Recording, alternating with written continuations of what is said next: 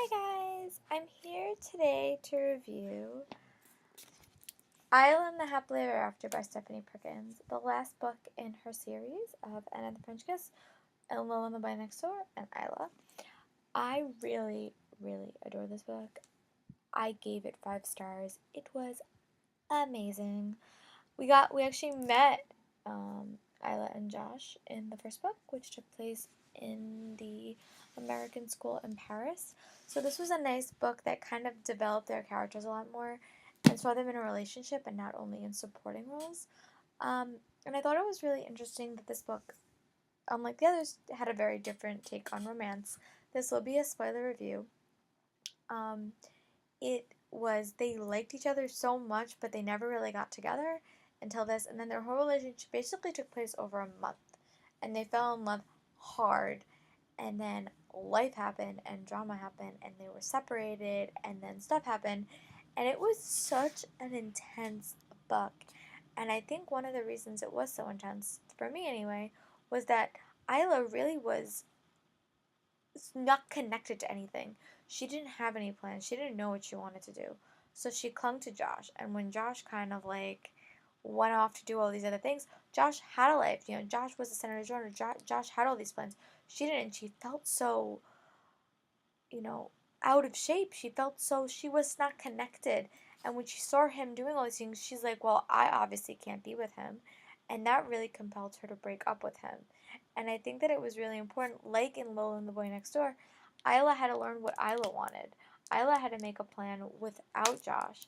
And once she made those plans and once she made those individual plans for herself, then Josh came back into the picture. So it was a lot of self-discovery. All these books really focus on self-discovery, and it wasn't just about romance, and I really like that. This book, again, we really got to see how different Josh became, and how he was a sullen person when I first met him in Anna, and, you know, was not that friendly. And when he was with Isla, he really was still that way.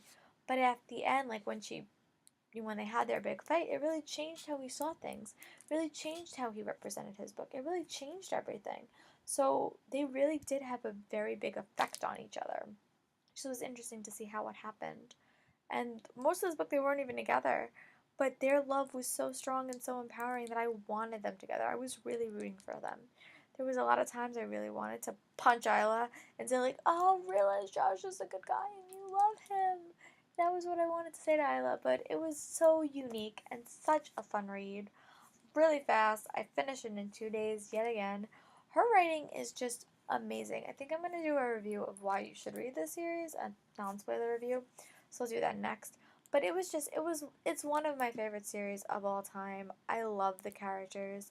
They're so real, they're so realistic. They have really, really important faults that, you know, we all see. And I think that it's good to write diverse characters.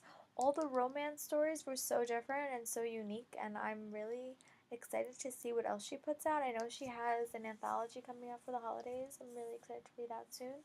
But yeah, it was such a good read, and I loved the ending. I loved seeing Cricket and Lola again, and I love seeing St. Clair and Anna. I would have liked to see a little bit more. That's the only weakest part, but I realized that this was a book that focused on Josh and Isla. But I was so happy when they revealed that Anna and St. Clair got married, or got engaged, I mean, and that preluded back to Lola and preluded back to Anna. And it also revealed that Calliope won the gold medal, and Lola and Cricket were there, and Calliope was wearing the outfit that Lola made her in Lola and the Boy Next Door. It really tied everything together. I really wonder if we're going to ever see these characters ever again, because they're so unique and so well crafted. I would really hate that this would be the end, but if it is, it was a great ending. But yeah, I hope you guys liked my review. Let me know your thought about Isla.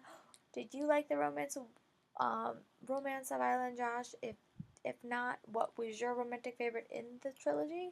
Let me know. Happy reading, everyone, and I hope you guys are having a nice day.